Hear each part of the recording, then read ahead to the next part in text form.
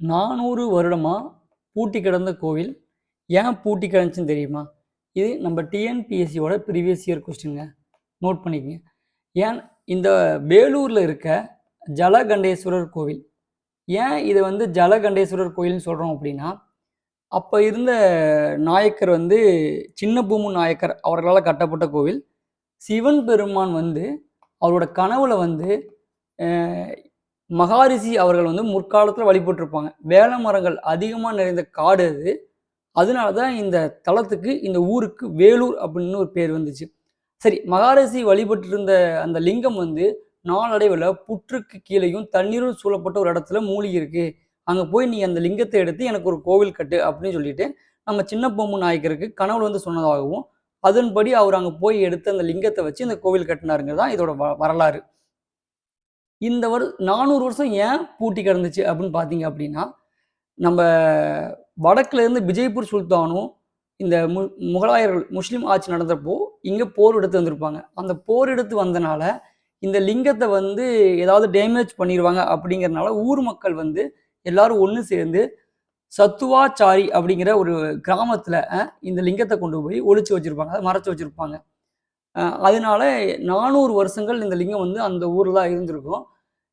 இந்த ஆங்கிலேயர் பிரிட்டிஷ் காலத்தில் நீங்கள் பார்த்தீங்க அப்படின்னா, இந்த கோவிலை உங்களுக்கு எப்படி சொன்னால், ஒரு ஆயுத கிடங்குலாம் வச்சுக்கிறதுக்காக இதை யூஸ் பண்ணியிருந்திருப்பாங்க.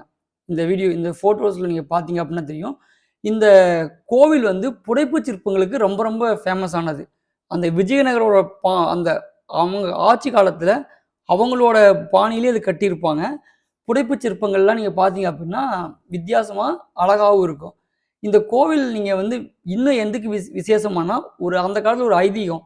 தங்கப்பள்ளிங்கிற ஒரு இதுக்கு தங்கப்பள்ளியாக இருக்குது. அந்த பள்ளியை நீங்கள் தொட்டு நீங்கள் சாமி கும்பிட்டீங்க அப்படின்னா தோஷங்கள் எல்லாமே நீங்கும் அப்படிங்கிறது தான் ஐதீகம்.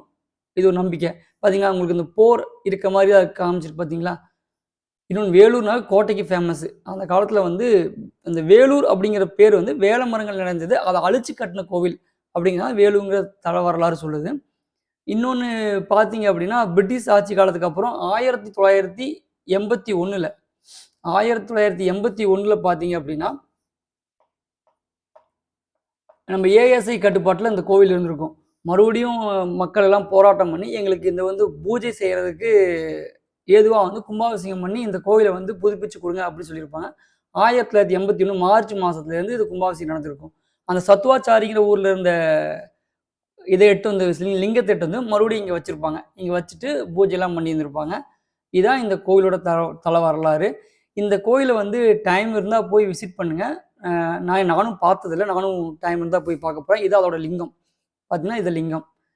சரி, ஓகே. இதுலேருந்து நம்ம டிஎன்பிஎஸ்சி நம்மள்ட்ட என்ன தெரிஞ்சுக்க விரும்புகிறாங்க அப்படின்னா, தமிழ்நாட்டில் நம்மளோட கலாச்சாரம் இதை ஓரினா என்னென்ன கோவில் இருக்குது இதெல்லாம் தெரிஞ்சுக்கணும் அப்படின்னு சொல்லி நம்மள்ட்ட அவங்க எதிர்பார்க்குறாங்க. ஸோ இந்த ஒரு கோவிலுக்கு மட்டும் பார்க்க வேண்டாம். இதே மாதிரி நான் இருக்கிற மற்ற வீடியோஸில் அடுத்தடுத்த இது மாதிரி கொஞ்சம் சிறப்பு அம்சங்கள் இருக்க கோவில்லாம் தமிழ்நாட்டில் என்னென்ன இருக்குங்கிறத உங்களுக்கு சொல்கிறேன். நன்றி, வணக்கம்.